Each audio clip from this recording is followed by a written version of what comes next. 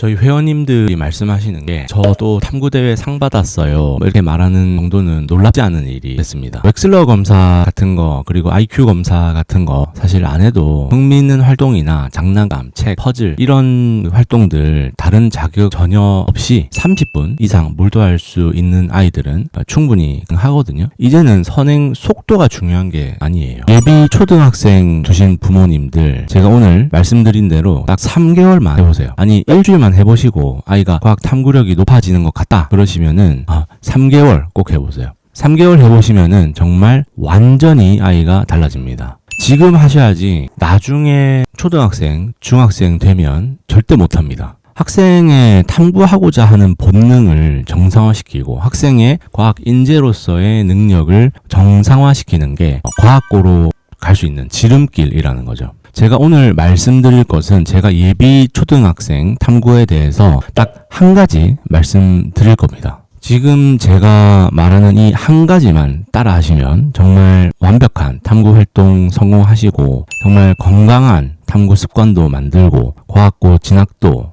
가능하실 건데요. 이렇게 한 가지를 계속해서 저희 회원님들께 하게 했더니 정말 회원님들이 탐구 능력이 높아졌어요 라고 하시는 이런 사례가 너무 많고 아까 말씀드린 것처럼 과학 전람회 같은 탐구 대회에서 수상한 사례가 너무 많기 때문에 제가 오늘 말씀드립니다. 제가 이렇게 말씀드릴 수 있는 거는 제가 지난 8년 동안 거의 200건 정도의 회원들의 탐구 프로젝트를 성공하도록 도와드렸고 거의 1000명 가까이 학부모님 상담을 진행을 했습니다. 판교와 포항에 청소년 과학실험 장비 제조업체를 운영하고 있고 김재유 영재연구소까지 제가 운영하고 있습니다. 이 영상을 보시는 부모님들은 아마 아이가 나중에 커서 자신감 있게 똑부러지게 창의적인 아이디어도 발표하고 또 문제가 발생하면 누구에게 의존하기보다는 스스로 해결해 보려고 하고 그런 아이가 되기를 바라실 겁니다. 그게 바로 탐구력이 높다는 의미입니다. 지난 8년 동안 이렇게 해보니까는 유치원생이나 초등 저학년에만 할 수 있는 매우 중요한 탐구력 향상 습관 딱 한 가지가 있더라고요. 탐구 습관은 의외로 되게 단순합니다. 나쁜 생각을 끊고요. 정말 건강한 습관으로 다시 채우면 됩니다. 나쁜 거 끊는 거는 오늘 주제에서 살짝 벗어나지만 제가 짧게만 말씀드리고 넘어가면은 한마디로 엘리트주의입니다. 이것만 끊으면 사실은 아이가 정말 눈에 띄게 좋아집니다. 실제로 어떤 학부모님 얘기인데 진짜 영재, 수재, 천재는 돈으로 만든 가짜 영재랑은 다르다라고 말씀하시는 분이셨거든요. 영재고, 과학고, 정원 확 축소해야 된다. 정말 IQ 140, 150 되는 이 찐 천재들만 모아서 공부시키는 게 진짜 영재고의 설립 취지 아니냐라는 말씀까지 하시더라고요. 이런 생각들이 엘리트주의입니다. 이거에 너무 많이 빠져들면 문제가 된다는 거죠. 근데 찐 영재교육 전문가들은 사실 IQ 가지고 영재성을 판단하지는 않고요. 5차 영재교육 진흥 종합계획을 이렇게 보면은 모집 저변을 넓히는 방향으로 가고 있습니다. 게다가 경기도에 과학고 4곳이나 새로 생겼고 영재학교는 8개였던 게 10개로 확 늘어났죠. 즉 인재풀을 넓히겠다는 판단을 한 것으로 보인다는 거죠. 그러니까 어릴 때부터 건강한 탐구 습관을 기른 학생들은 과학고에 갈 수 있다는 거죠. 근데 이 엘리트주의 못 끊는 분들이 있어요. 이것도 끊고 제가 말씀드리는 습관도 만들면 너무 좋은데 안 되면은 끊는 것만 하시던지 아니면은 좋은 습관만 하시던지 어쨌든 하나씩만 고쳐 나가시길 바랍니다. 그러면 오늘 바로 해야 되는 거 말씀드릴 건데요. 가장 중요한 핵심입니다. 바로 과학 동화책 읽어주기입니다. 동화책 읽어줘라 이런 말씀 들어보셨을 거예요. 동화책 읽어주는 게 중요한 가장 첫 번째 이유는 사고력 증진 때문이에요.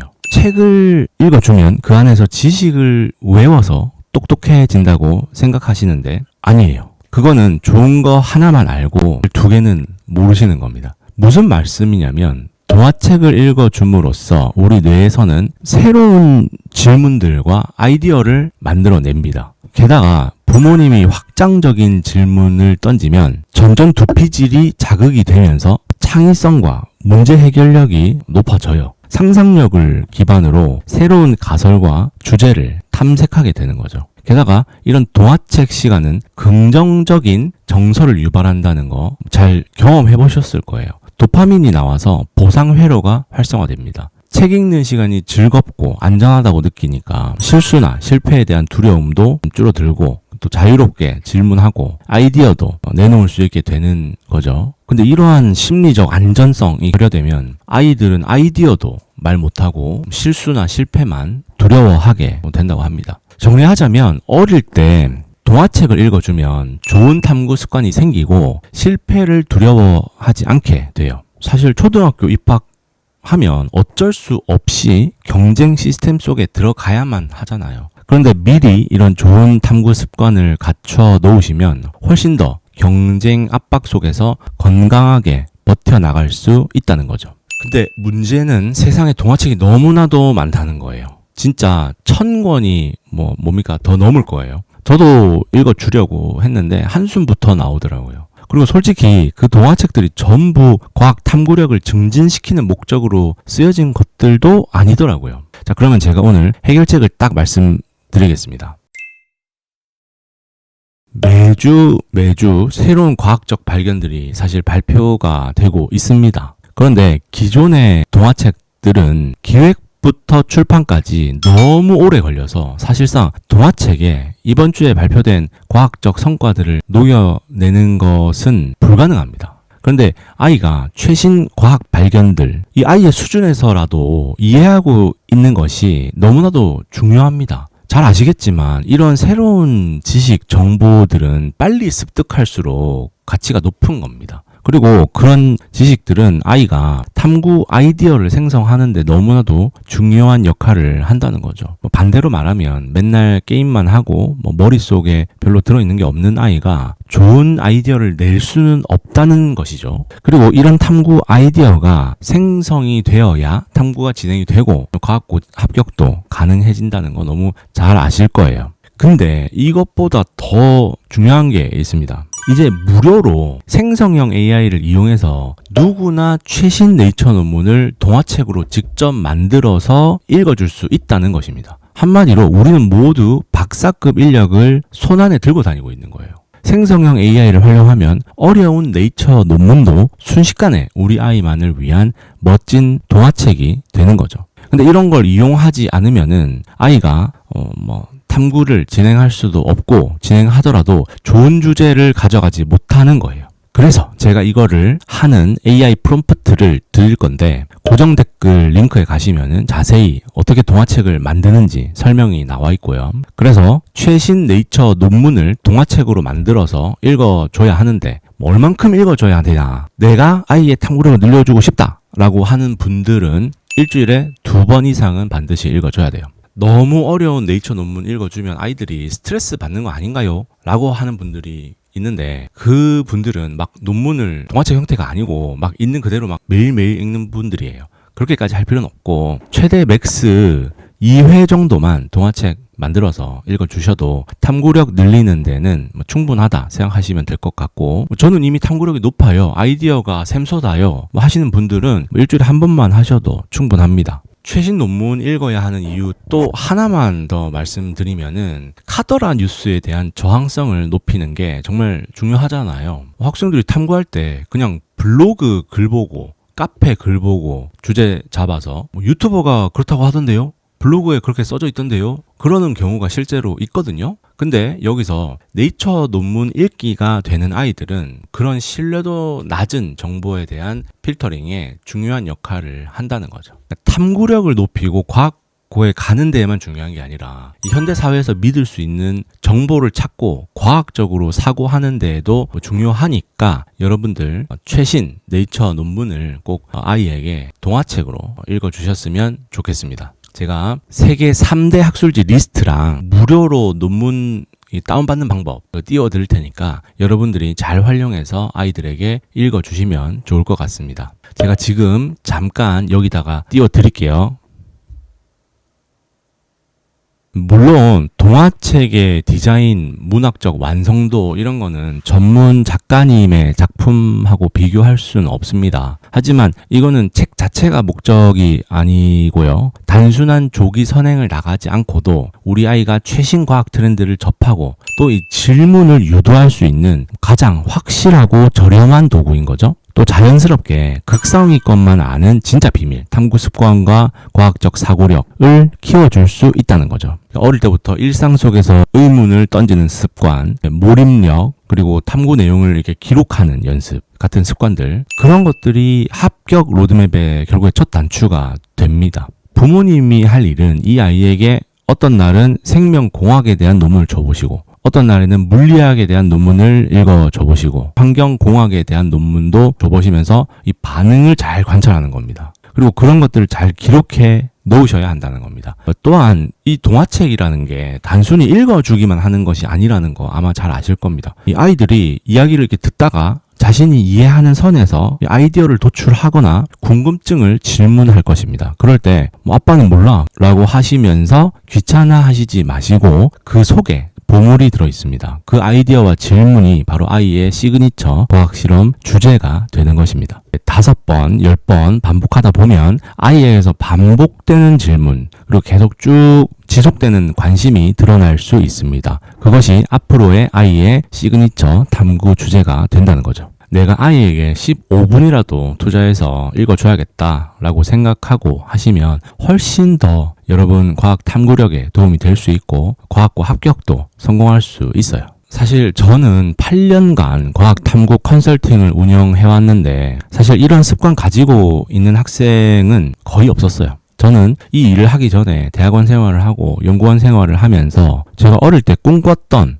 과학자로서의 비전이 되게 많이 망가져 있었거든요. 그래서 저는 아이를 낳으면서 과학 교육만큼은 좀 제대로 시켜주고 싶었어요. 그리고 과학고 같은 데에도 꼭 보내주고 싶었거든요. 근데 이거를 왜 제대로 알려주는 곳이 없을까? 그리고 제대로 알려주는 곳을 찾아가도 이거를 아이가 계속 할 수 있게끔 해준다거나 계속해서 끌어주는 곳이 없는 거예요. 그래서 내가 이거를 제대로 된 탐구와 제대로 된 과학고 입시 전략을 좀 알려주고 학생이 사실 어떻게 그 습관을 쭉 하겠어요. 굉장히 의지가 강한 아이들을 제외하고는. 그래서 이거를 계속해서 끌어줄 수 있는 그런 시스템을 만들면 좋겠다 해서 김재유 영재연구소를 시작하게 됐고 또 실험 장치까지 계속 개발을 하다 보니까 회사까지 운영을 하게 됐어요. 그러면서 너무나도 안타까웠던 것은 사실 대부분의 회원분들이 학원이라든지 영재교육기관 이런 데 갔는데 수업하는 그 시간뿐이라는 거예요. 그리고 학생이 하지 않아도 관심을 갖지 않거나 탐구라고 해봤자 되게 좋은 탐구 주제라면서 알려주고 안 하면 본인의 의지 문제라고 이야기하는 거를 사실 지금 오시는 회원분들도 너무 많이 얘기해 주시거든요. 사실 저는 그런 얘기 들을 때마다 너무너무 안타깝습니다. 왜냐면 이 탐구라는 게 처음 시작하시는 분들이 하기가 너무 어렵거든요. 근데 이런 탐구 실적 좋고 잘하시는 분들은 단순히 그냥 의지라고 생각을 해요. 근데 탐구를 못 하시는 분들의 특징이 뭐냐면은 탐구를 할 수 있는 습관이 안 되어 있는 거예요. 사실은 창의성, 문제 해결력, 과제 집착력, 발표의 유창성 이런 것들이 다 단순히 의지의 문제 아니면 타고난 재능의 문제라고 사람들이 생각을 합니다. 강사들은 그렇게 생각합니다. 근데 우리 뇌에서 뭔가 창의적인 아이디어가 샘솟고 그다음에 발표할 말이 막 떠오르고 그러면 너무 즐겁죠. 근데 이미 뇌에서 아무것도 하지 마, 아무 말도 하지 마 이렇게 돼 있는 아이들은 말 한마디 내뱉는 것조차 너무 힘들어해요. 탐구 한 번 하는 게 너무 힘들거든요.